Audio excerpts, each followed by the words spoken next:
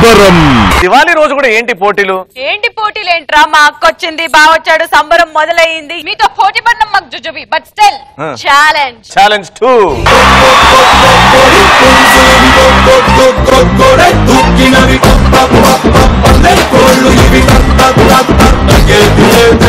Game start చేసే ముందు మాకు ఆనవాయితీ ఉంది. అందరూ ఓం రాజీవ్ కనకాలాయ నమః, ఓం రాజీవ్ కనకాలాయ నమః. రెడీ? ఇలాంటి భజనలకి మా అక్క పడదురా, మా బావ కూడా పడడు. కరెక్టే. ఇందాక ఎవరో పొగడతల గురించి చెప్పండి అన్నది ఎవరో అక్క చెప్పింది కాబట్టి అక్క కోసం యాంకర్ సుమా, ఆర్టిస్ట్ సుమా, ప్రొడ్యూసర్ సుమా, జీన్స్ సుమా.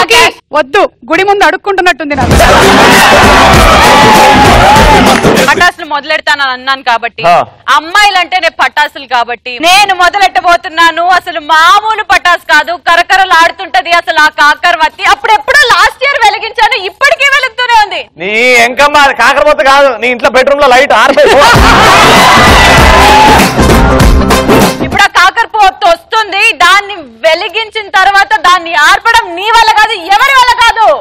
పిలువే వచ్చేస్తున్నారు నా టీం నుంచి పటాస్ కాకరవత్తులు.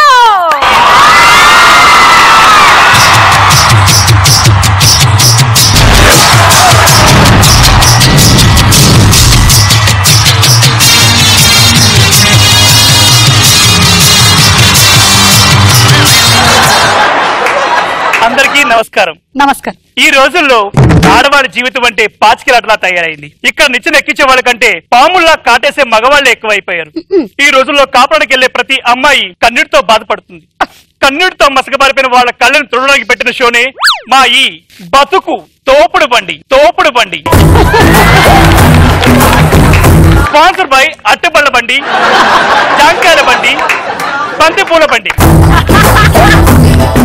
ఈ రోజు మనం తొడబోయే ఆ కళ్ళెవరో చూడాలంటే ముందుగా ఏవి ప్లీజ్. ఈమె పేరు లాస్య. మబ్బుల్లో చందమామ మన మధ్య ఉందేమో అన్నంత అందంగా ఎప్పుడు నవ్వుతూ నవ్విస్తూ ఉండేది. అసలు నవ్వే రాని చీమ ఏనుగు జోకులు చెప్పి అందరినీ బలవంతంగా నవ్విస్తుంది.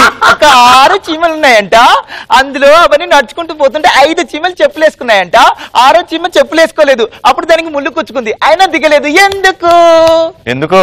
అది షూ వేసుకుంది కాబట్టి.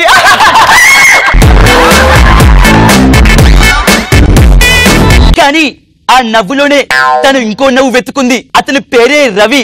అతడు ఉదయించే సూర్యుడు అనుకుంది. అతని కోసం ఎన్నో కలలు కంది. కానీ వెలుగుతున్న అగ్గిపుల్ల మధ్యలోనే ఆరిపోయినట్టు తన జీవితం చేజారిపోయింది.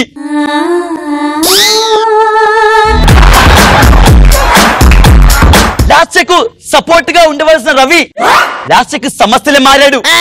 రవి తనకు చేసిన ఆ సమస్య ఏంటి, ఆ అన్యాయం ఏంటి, లాస్య మాటలను విందాం. చూసారుగా ఏవి ప్లీజ్ వెల్కమ్ లాస్య. చిలక ఏ తోడు బొమ్మ ఒంటరి నడక తెలిసి అడుగేసారి ఎడారంటి ఆశలు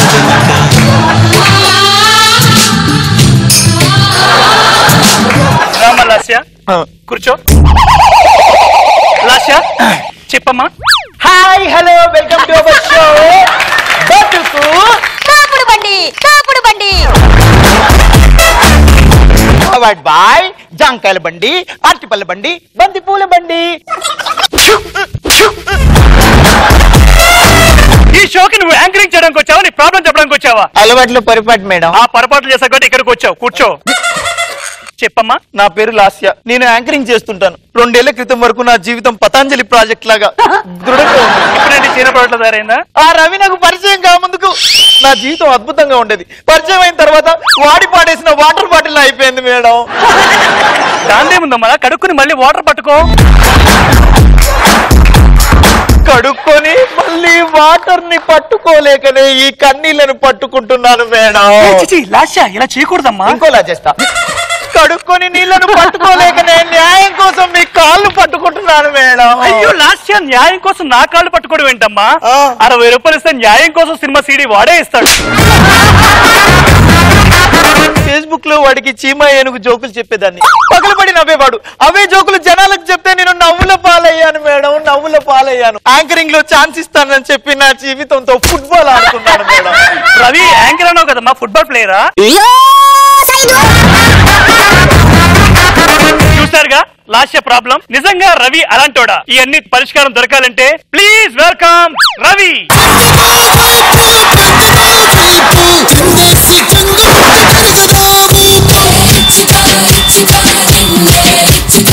ఓ ముత్యాల బొమ్మ, ఓ మురిపాల బొమ్మ, ఓ పుత్తారి బొమ్మ.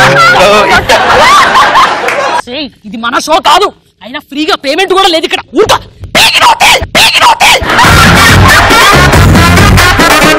టీముకి బాగా ఎంజాయ్ చేస్తున్నట్టుంది తన క్యారెక్టర్. మేడం నువ్వు ఈ షోకి ప్రాబ్లం చెప్పడానికి వచ్చావా, వారితో డాన్స్ ఆడడానికి వచ్చావా? చాలా గ్యాప్ వచ్చింది కదా మేడం, ఎంట్రీ సాంగ్ డాన్స్ చేశా. సరే రవి గారు, మీరు ఏం చేస్తుంటారు? అమ్మాయిల జీవితంతో ఆడుకుంటుంటాడు.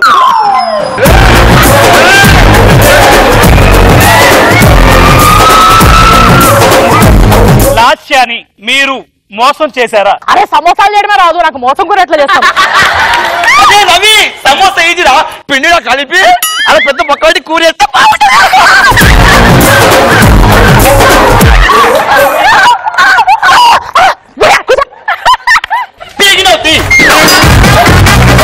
రవి గారు, మీరు బేసిక్ గా ఎర్రగడ్డ నుంచి డైరెక్ట్ గిట్ వచ్చేస్తున్నారు కదా? మీకు తెలుసు? అవును, చూస్తే తెలిసిపోతుంది. అమ్మా బేబీ, నువ్వెందుకు వచ్చావయ్యా? నువ్వెందుకు వచ్చావు? నీ ఎంటి ఉంది, లాస్ట్ చెప్తా, అప్పుడు నువ్వు లారీగా రావాలి. పప్పానా? బేబీ రేపు త్రివిక్రమ్ గారి సినిమా ఉంది, 25, 26, 27 3 రోజులు మనకి పటాస్ డేట్స్ ఉన్నాయి. నీకు ఓకేనా?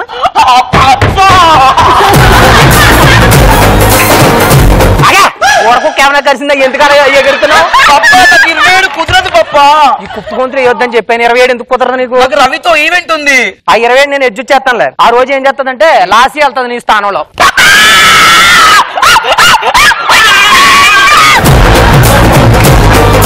ఆ లాస్య పేరు చెప్తే చాలు, ఊరకొక్క కలిసిన దానిలో అడుగుతుంది 3 గల్ది. కూర్చో.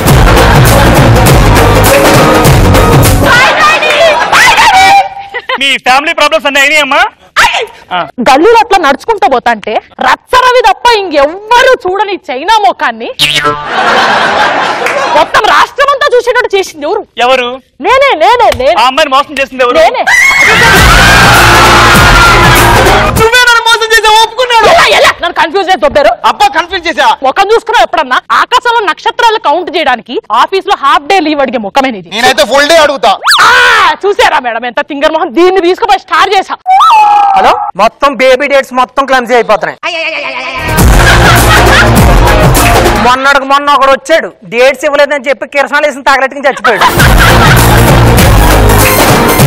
ఓ 5 రూపాయలు అటు ఇటు అయినా పర్లేదు, ఎడ్జు చేసుకుంటా. అలా కేకలేస్తాం కానీ చాలా మంచి అమ్మాయి. ఓకేనా? సర్లే మరి. ఏంటి ఎక్కువ గొంతులు ఎక్కువ ప్యాకప్ అయిపోయిన తర్వాత వేరే ఈవెంట్కి వెళ్ళాలి. ఓకేనా?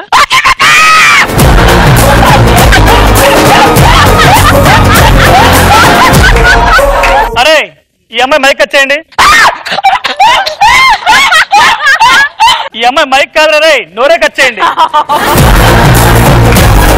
పీకినవుతి ఏమన్నా విన్నారా మేడం? పీకినవుతి అంది. సరే అమ్మ లాస్య చెప్పమ్మా, అసలు ఎలా మొదట మోసం చేశాడు? మొదట్లో మేమిద్దరం పొద్దున్నే వచ్చే మార్నింగ్ ప్రోగ్రామ్ కి యాంకరింగ్ చేసేవాళ్ళం మేడం. అబ్బాయిలు కాల్ చేస్తే నన్ను వద్దని చెప్పి, అమ్మాయిలు కాల్ చేస్తే వాడు మాట్లాడేవాడు మేడం. సర్లే అనుకున్నాను. తర్వాత డి జూనియర్స్ కి రమ్మన్నారు. సరే మనకు డాన్స్ రాదు కదరా అని అడిగాను. అడిగితే డాన్స్ దే ఉంది, ఎంట్రీలో చేతులుపి క్లైమాక్స్ లో కాళ్ళు ఊపితే సరిపోద్ది అన్నాడు. సరే అని నేను కూడా ఊరుకున్నాను. స్టేజ్ ఎక్కగానే తెలిసింది వీడు నైట్ డాన్స్ ప్రాక్టీస్ చేసి వచ్చి స్టేజ్ మీద డాన్స్ చేశాడు మేడం. అప్పుడు వీడు డాన్స్ చేస్తుంటే నా చేతులు కాళ్ళు కదలేదు కావు. సిగ్గుతో చచ్చిపోయాను మేడం, చచ్చిపోయాను. మీ దరిద్రమైన డాన్స్ కి అసలు జనాలు ఎక్కడ చూసిన వాళ్ళు సిగ్గుతో చచ్చిపోతారని కష్టపడి రాత్రి డాన్స్. ఏంటి అంటే నాకు డాన్స్ రాదా? నాకు రాదు కదా, ప్రతి దానికి వచ్చా. అది మాత్రం ఓన్లీ తినడం అరవడం తప్ప ఏమొచ్చు దానికి? దాన్ని పట్టుకొని తిరుగుతున్నావు.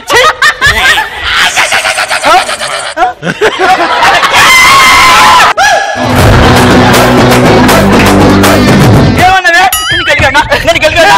మాట్లాడమ్మా పుత్తడి బొమ్మ.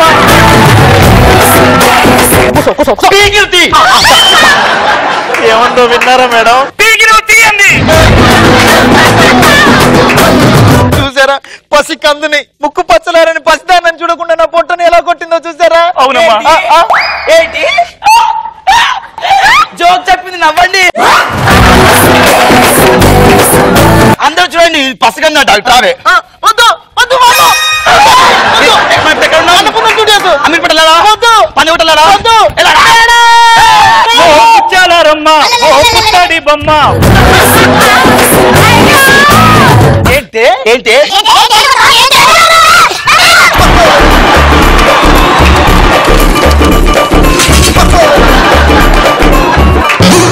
అంతా నీ వల్ల జరిగింది. నా ముందే రవి అని కొడతావా? కొడతా గిడితే నేను కొట్టాలనే. ఆగండి, ఎందుకు ఇలా కొడుతున్నారు? నా బేబీ గురించి మీకు తెలియని ఒక విషయం చెప్పనా? రూపంతో భయపెట్టేది చంద్రముఖి, యాంకరింగ్ తో భయపెట్టేది శ్రీముఖి. కాదే నిన్ను. మీరేమన్నా చికెన్ సెంటర్ ముందు బొక్కల కోసం కొడుకుని కుక్కలా ఉన్నారు. ఏంటి నీవు కుక్కలవా? కాదు, నేనే చికెన్ షాప్ ఓనర్ని. అయితే ఓకే. రవి, నీకు చేసిన అన్యాయం ఏంటి? ఇప్పుడు నీకు ఏ విధంగా న్యాయం కావాలి? అసలు నీ డిమాండ్స్ ఏంటి? మొదట ఫేస్బుక్ లో పరిచయం అయ్యాడు మేడం. ఎవరు? రవి. యాంకరింగ్ నీకు నేర్పిస్తాను, నిన్ను సెలబ్రిటీని చేస్తాను, నీకు ఈవెంట్స్ ఇస్తాను, నీకు షూటింగ్స్ ఇప్పిస్తాను, బోల్డ్ డబ్బులు వస్తాయి, ఫేమ్ వస్తాయి అని చెప్పాడు మేడం. నమ్మేశా. మనం అనుకున్నట్టుగానే పెద్ద సెలబ్రిటీ అయిపోయాం. అందరూ గుర్తుపడుతున్నారు. కానీ ఏ ఈవెంట్ కి వెళ్ళినా లాస్య అంటే ఎవరికి తెలియదు మేడం. రవి లాస్య అంటేనే గుర్తుపడతారు. అవునా అక్క? అవును చెల్లి. అప్పుడు అందరూ రవిలాసియా రవిలాసియా రవిలాసియా అంటే చాలా బాగుంది. కానీ తర్వాతే రవి చేతిలో లాస్ అయిన లాస్యగా మిగిలిపోయాను మేడం.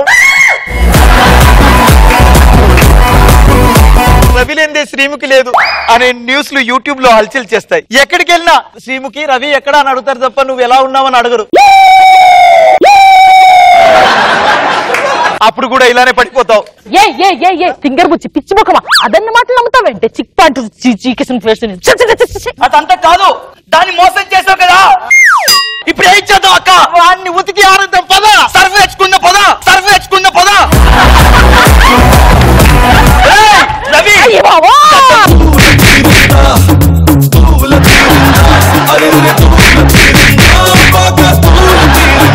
హలో, ఏంటి పటాస్ అయిపోయాక పంచి పటాస్ ఇంకో ప్రోగ్రామా? దానికి మేల్ యాంకర్ నేనా? So sweet, thank you. Female anchor కోసం ఎదుగుతున్నారా? రియల్లీ?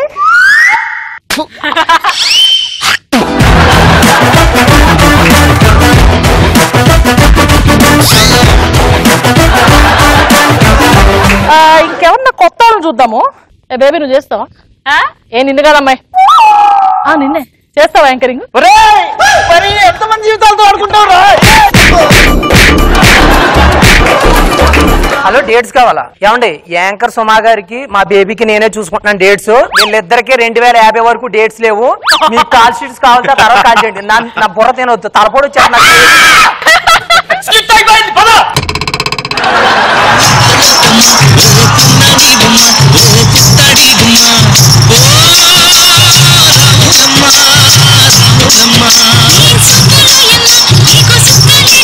వామ్మో వారినాయనో అక్క, అవి లేదో మమ్మల్ని రోస్ట్ చేస్తున్నా. నీ కాకరపోతు వెలిగించి నా జీవితం ఆర్పేస్తావా? కానీ కాకరవత్తులు మామూలుగా కురకురలేదు. సుమక్క, నువ్వు చెప్పు, నా సైడ్ నుంచి వచ్చిన ఫస్ట్ పటాసు కాకరవత్తులు కరకరలాడాయా లేదా? అద్భుతంగా కరకరలా. Ravi and Lasya, you all were and wonderful pair. అలా పేర్లుగా చేసుకోవచ్చు అనేది మీరు ప్రూవ్ చేసి చాలా ప్రోగ్రామ్స్ ని హిట్ చేశారు. So Ravi, Lasya super. And ఇంకా ఈ పిల్ల గురించి చెప్పక్కర్లేదు, అసలు ఏ షోలో ఉన్నా సరే అల్లరి అల్లరి గత్తర గత్తర చేసేస్తుంటది. అది అవినాష్ సూపర్ గా చూపించాడు అసలు. రాజీవ్ బావని అడగాలి. బావా, ఎలా అనిపించింది? Fantastic. Avinash, Karthik, Prasad, whole team, Snigdha గారు, మహేష్. నువ్వు స్నిగ్ధ అనే విషయం అందరికి చెప్పాలి ఇప్పుడు. నువ్వు స్నిగ్ధవి. Yeah, this is my one and only friend, beautiful Snigdha. Fantastic. Personal question ఒకటి ఉంది అక్క నాకు నీతో. ఎలాంటి సందర్భాల్లో అంటే నువ్వు పెళ్లి చేసుకొని నా జీవితాన్ని నాశనం చేసుకున్నానే అని నీకు అనిపించిన సందర్భం ఏమైనా ఉందా? ఉంటే కూడా ఓపెన్ గా ఎట్లా చెప్తాడు? ఇప్పుడు మీ నాన్న కనిపించింది నాకు చెప్పాడు. చెప్పక్క, నీకు ఎప్పుడైనా అనిపించిందా? అస్సలు అనిపించలేదు. ఒక్క నిమిషం రాజీవ్ బావ, చెవులు మూసుకో. ఇప్పుడు చెప్పక్క. అస్సలు అనిపించలేదు. ఎందుకంటే పెళ్లి చేసుకోకపోతే అంత అందమైన పిల్లలు పుట్టరు కదా. అదే హైలైట్ ఆన్సర్. బా నువ్వు చెప్పవా? నిజంగా అనుకోలేదు. If I would have not married I would have missed lot in life.